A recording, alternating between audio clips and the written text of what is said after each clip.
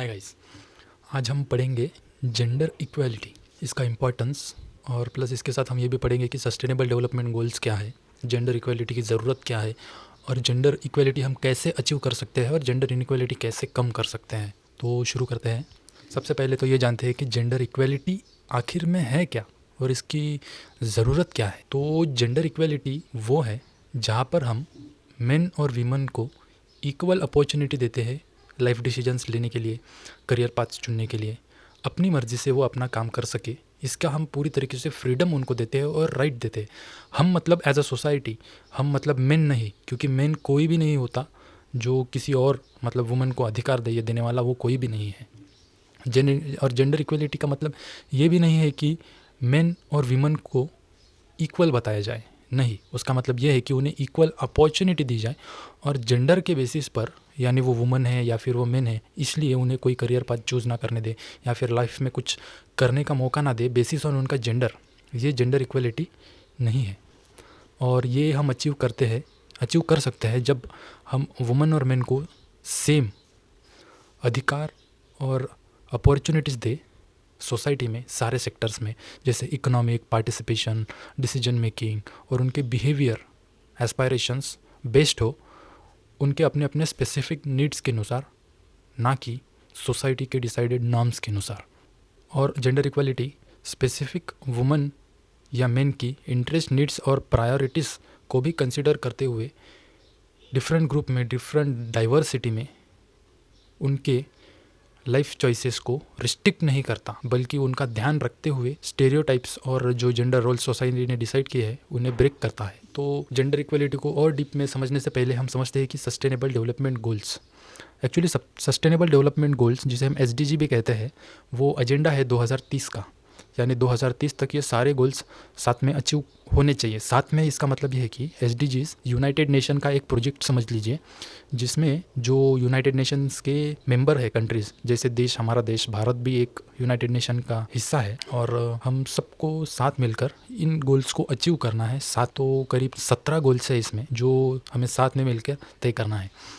तो उसमें मुझे जो लगता है जेंडर इक्वलिटी SDG 5 है, और इसी के साथ जेंडर इक्वलिटी पे काम करने वाले SDG 10 भी है, जाने रिड्यूस्ड इनइक्वालिटीज़, वो भी एक है। उसके बाद में क्वालिटी एजुकेशन भी इसमें इन्वॉल्व होता है, और जो है वो decent work and economic growth भी इसमें इन्वॉल्व होता है, क्योंकि अगर वुमन को डिसेंट वर्क देंगे तो ऑब्वियसली इकोनॉमिक ग्रोथ होगी, प्लस क्वालिटी एजुकेशन भी उसमें एक आ गया। तो सस्टेनेबल डेवलपमेंट गोल 5 जो है वो है जेंडर इक्वालिटी। भारत ने भी इसमें एक हिस्सा लिया है और वो स्टैंड करता है जेंडर इक्वालिटी के लिए। इसमें उन्होंने फोकस किया है कि हम सारी वुमन और गर्ल्स को पूरी तरीके से एम्पावर करें और उनके अगेंस्ट कोई भी डिस्क्रिमिनेशन होने के लिए रोके। ये उनका सबसे मेन इंपॉर्टेंट टारगेट है। लेकिन मुझे ऐसा लगता है कि जो कंडीशन वुमन की है हमारी सोसाइटी में, उससे भी ज़्यादा बुरी कंडीशन मुझे लगता है ट्रांसजेंडर की है। तो वो भी एक फोकस में रखना चाहिए हमें और उस पर भी काम करना चाहिए, क्योंकि ट्रांसजेंडर भी एक जेंडर है और उसे हम क्यों ना बात करें, क्योंकि वो भी एक सोसाइटी का इंपॉर्टेंट हिस्सा है, उनकी भी कंडीशन बहुत बुरी है।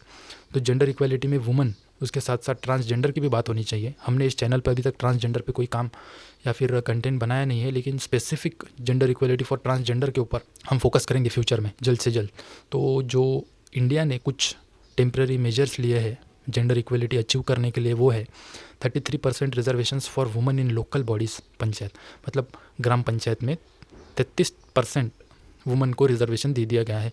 लेकिन ग्राम पंचायत में जो होता है, हमने देखा है कि ज़्यादातर जो वुमन इलेक्ट होकर आती है उसका काम उसका पति ही संभालता है। मतलब साइन करने के लिए तो वुमन जाती है, लेकिन वो डिसीजंस उसके पीछे जो लेते हैं वो मेन ही लेते हैं ज़्यादातर, जितना कि मैंने देखा है या फिर जितने की रिपोर्ट होते हैं। तो और मेट्रोज़ में, ट्रेन्स में स्पेशल कंपार्टमेंट्स है वुमन के लिए। मेट्रोज़ में तो मैंने देखे हैं, लेकिन ट्रेन्स में आई एम नॉट श्योर कि है या नहीं, लेकिन मेट्रो में तो है। और separate buses, autos, taxis, safe transport, ये सब देखने मिलता है हमें भारत में। वैसे सेपरेट बसेस सिर्फ वुमन के लिए, ऑटोज़, ये तो मैंने नहीं देखे हैं। बाकी हाँ, जेंडर इक्वलिटी का एक एग्जांपल नागपुर में जो मैंने देखा है वो है कि वुमन भी अब ऑटो चलाने लग गए हैं। तो ये एक बहुत बड़ा एग्जाम्पल है कि तरक्की तो हो रही है। और इस तरीक़ों को और आगे बढ़ाने के लिए जेंडर इक्वलिटी की क्या ज़रूरत है, ये समझना हमें बहुत ज़्यादा ज़रूरी हो जाता है। जैसे जेंडर इक्वलिटी सिर्फ एक फंडामेंटल ह्यूमन राइट नहीं है, बल्कि वो एक फाउंडेशन है जिस पर एक पीसफुल और सस्टेनेबल सोसाइटी शांत सोसाइटी बनेगी और सब साथ मिलकर काम करेंगे। उसके बाद में जेंडर इक्वलिटी की ये भी ज़रूरत है कि वो एक प्रॉस्परस सोसाइटी, अच्छी सेंसिबल सोसाइटी और इकोनॉमीज बनाने के लिए बहुत ज़्यादा ज़रूरी है। इकोनॉमी इसलिए कहा जाता है क्योंकि अगर हम 50% पॉपुलेशन वुमेन की अगर उन्हें इकोनॉमी में इन्वॉल्व ही ना होने दें या फिर इकोनॉमी में उन्हें काम ही ना करने दें या इक्वल अपॉर्चुनिटी ना दें, तो एक देश कैसे प्रॉस्पर कर पाएगा, डेवलप हो पाएगा अगर हम उन्हें 50% पॉपुलेशन को ही रोक दें जो वुमेन की है। तो प्लस 33% रिजर्वेशन जो हमने पॉलिटिक्स में देखा है, मुझे नहीं लगता 33% ये रीजनेबल है। मुझे लगता है पॉपुलेशन के अनुसार वो होना चाहिए और मेरे हिसाब से 50% वुमेन को रिजर्वेशन देना चाहिए। और मेरा एक पर्सनल ओपिनियन ये भी है कि मुझे लगता है कि मेन हैव फेल्ड और now women should take over the world और वो लीडरशिप पोजीशंस में आ गए तो देश को और ये दुनिया को काफ़ी आगे ले जा सकते हैं। मुझे ऐसा ये पर्सनल ओपिनियन है मेरा। और providing equal access to education को इक्वल एक्सेस देना वुमेन को, ट्रांसजेंडर को भी डिसेंट वर्क रिप्रेजेंटेशन देना उनको पॉलिटिकल और इकोनॉमिक डिसीजन मेकिंग प्रोसेसेस में, प्लस उन्हें इक्वल राइट्स देना, ये सब ह्यूमैनिटी को एज अ लार्ज बहुत ज़्यादा मदद करेंगे। और ये सब मुझे लगता है, देखो, एजुकेशन में एक्सेस दे देंगे उनको, उसके बाद में काम में दे देंगे, इक्वल पे देना वो भी एक बहुत ज़्यादा ज़रूरी है सेम काम के लिए मेन वुमेन को,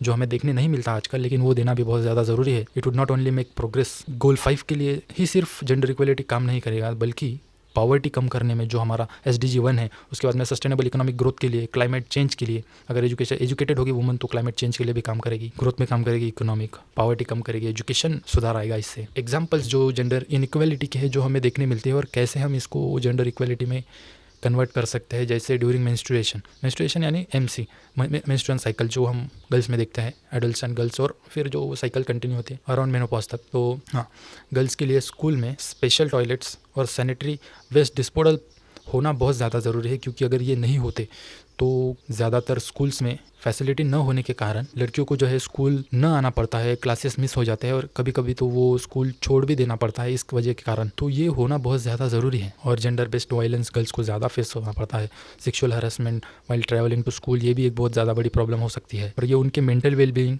प्लस उनके अटेंडेंस स्कूल में और पार्टिसिपेशन इन स्कूल में, सेल्फ कॉन्फिडेंस, सेल्फ स्टीम पे बहुत ज़्यादा असर करता है ये सब चीज़ें। अब हम जानेंगे कि इक्वलिटी कौन सी तरह की इक्वलिटी की हमें ज़रूरत है। जैसे इक्वलिटी 2 तरह की होती है, एक फॉर्मल और सब्सटेंटिव इक्वलिटी दूसरी तरह की होती है। फॉर्मल इक्वलिटी यानी मेन और वुमेन इक्वल है और हमें उन्हें इक्वल ट्रीट करेंगे, ये फॉर्मल इक्वलिटी है। लेकिन ये जो फॉर्मल इक्वलिटी है वो नॉर्मली उसके स्टैंडर्ड्स ऐसे सेट है कि वो अप्लाई सिर्फ ज़्यादातर मेन को होती है। तो फिर हम कैसे वुमेन को उस स्टैंडर्ड के अकॉर्डिंग ट्रीट कर सकते हैं? तो उसके लिए सब्सटेंटिव इक्वलिटी क्या करती है कि वुमेन के नीड्स, स्पेसिफिक मेन और वुमेन के नीड्स, उसके बाद में उनके जो डिफरेंसेस है वो सब ध्यान रखते हुए इक्वल अपॉर्चुनिटीज़ दोनों को इक्वल देती है, उसे कहते हैं हम सब्सटेंटिव इक्वलिटी। इसका मतलब ये कि वहाँ पर इक्वल एक्सेस, इक्वल अपॉर्चुनिटी और इक्वल रिजल्ट्स आते हैं for all girls and women जब हम सब्सटेंटिव इक्वलिटी को प्रमोट करते हैं, क्योंकि वो इक्वलिटी ऑफ रिजल्ट्स होती है, क्योंकि सब पर ध्यान देती है, मतलब equal access, equal benefits based on needs, special steps लेती है। प्लस हमें और एक बात देखने मिलती है महाराष्ट्र में स्पेसिफिकली, और तेलंगाना में भी ये देखने मिला है आजकल कि वुमेन को हाफ टिकट कर दिया है और किसी स्टेट में वुमेन को पूरी टिकट ही नहीं पे करनी पड़ती बसेस में, बस ट्रांसपोर्ट में। मुझे तो ये लगता है कि ये कुछ काम का नहीं है, क्योंकि वुमेन या गर्ल्स प्राइमरी एजुकेशन भी कंप्लीट नहीं कर पाती है रूरल सेक्टर में, और इस पर काम न करने के अलावा जब स्टेट गवर्नमेंट या कोई भी गवर्नमेंट ऐसे काम करने लग जाती है जिसमें वो फ्री में ट्रांसपोर्ट प्रोवाइड करते हैं, जिसका मुझे लगता नहीं कोई सही तरीके से इस्तेमाल करता होगा, सिर्फ घूमने के लिए, या फिर उसका कोई आउटपुट नहीं मुझे लगता। तो मुझे तो ऐसा लगता है कि ये जो लाड़की बहन महाराष्ट्र ने योजना बनाई है जिसमें वो वुमेन को पे करते हैं मंथली, इसके साथ ही साथ मुझे लगता है हाफ टिकट प्राइस कम कर दिए उन्होंने वुमेन के लिए। इसकी कोई ज़रूरत नहीं है, बल्कि वही फोकस अगर वो अच्छी एजुकेशन, अच्छी शिक्षा देने पर लगाए तो वो खुद वुमेन ही पे करने के लिए सस्टेनेबल होगी और खुद एम्पावर होगी ये सब पे करने के लिए। तो ये सब चीज़ें करने की कोई ज़रूरत नहीं लगती मुझे तो भी पर्सनली। अब सब्सटेंटिव इक्वलिटी अचीव करने के लिए हम कैसे काम कर सकते हैं, तो देखते हैं। जो रिग्रेसिव सोशल नॉर्म्स है, जैसे काम जो इनइक्वलिटीज़ को प्रमोट करते हैं बेस्ड ऑन जेंडर, जैसे कि वुमेन को कम पैसे मिलते हैं सेम अमाउंट ऑफ वर्क जितना वो करती है as compared to man, plus उसके साथ house based work is considered primarily for women. ये चीज़ें जब हम कम करेंगे, ऐसी सोच जब हम कम करेंगे, तब इक्वलिटी आ सकती है। और वुमेन और गर्ल को इक्वल एक्सेस देना पड़ेगा फैमिली एसेट में, यानी इक्वल अपॉर्चुनिटी हेरिडेट करने के लिए, वो प्रॉपर्टी उनके पापा की वो सब इक्वल अपॉर्चुनिटी देनी पड़ेंगी बैंक्स लोन के लिए, क्रेडिट के लिए, और उन्हें प्रमोट करना पड़ेगा स्पोर्ट्स में पार्टिसिपेट करने के लिए, पब्लिक एक्टिविटीज़ में पार्टिसिपेट करने के लिए लीडरशिप पोजीशंस देनी पड़ेगी उनको। माइंडसेट्स जो है सोसाइटी में फ़िलहाल जो चल रहा है, जो डिवैल्यू करते हैं गर्ल्स को सोसाइटी में और उनको सेकेंडरी कंसिडर करते हैं, यानी दुय्यम कंसिडर करते हैं, इन्फीरियर, कम आंकते हैं उनको, ये सब सोच हमें कम करनी पड़ेगी। प्लस वुमन को घर में डिसीजन लेने के लिए वो अलाउ नहीं किया जाता, वो अपना लाइफ पार्टनर खुद नहीं चूज़ कर सकती, बल्कि उसकी फैमिली उसके लिए डिसाइड करता है। तो मुझे ऐसा लगता है कि ऐसा नहीं होना चाहिए और वुमन को अपना डिसीजन लेने के लिए, घर में पार्टिसिपेट करने के लिए पूरी तरीके से पार्टिसिपेट उन्हें करने देना चाहिए और उनका फ्रीडम उन्हें पूरी तरीके से देना चाहिए। हम कोई नहीं होते कि उन्हें ये डिसीजन लेने से रोक सके या फिर रोके। असर्टिंग और वुमन और गर्ल्स को भी खुद होकर लीडरशिप पोजीशंस लेनी चाहिए और अपने हक के लिए, अपने फ्रीडम के लिए लड़ना चाहिए। सोशल कल्चरल प्रैक्टिसेस जो डिसएडवांटेजेस है गर्ल्स और वुमन के लिए, जैसे दहेज, उसके बाद में घूमने फिरने से मना करना या फिर ड्रेस कोड उनके लिए खुद डिसाइड करना, ये हम कोई नहीं होते और इनके लिए चूज़ करने वाले वो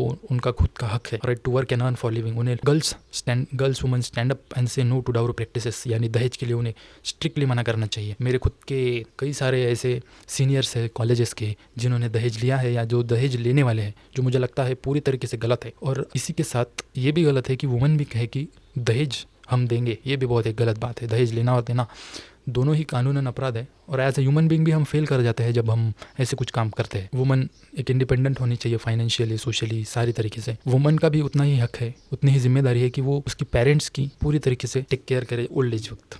तो आज हमने जाना ये सब। मैं जानता हूँ कि कंटेंट पूरी तरीके से क्वालिटी का फिलहाल नहीं बन रहा है, लेकिन बस अब शुरुआत है और जैसे जैसे हम इम्प्रूव करते जाएंगे, सेल्फ इम्प्रूवमेंट, अपने प्रेजेंटेशंस में इम्प्रूवमेंट करेंगे, हमारी बात करने के तरीके में इम्प्रूवमेंट करेंगे, धीरे धीरे हम सीखेंगे और ज़रूर कभी ना कभी क्वालिटी कंटेंट जो है, ये भी क्वालिटी कंटेंट ही है, लेकिन हम सेल्फ इम्प्रूवमेंट पे ध्यान देंगे और ऐसे ही काम करते रहेंगे और एक बेटर सोसाइटी के लिए हम काम करते रहेंगे। अगर आपको कुछ सवाल है या फिर कुछ स्पेसिफिक टॉपिक पर भी आप वीडियोस चाहते हैं तो ज़रूर हमें बताएं, हम उस तरीके से काम करेंगे। तो मिलते हैं अगली बार, तब तक के लिए थैंक यू। चलो bye, see you, thank you.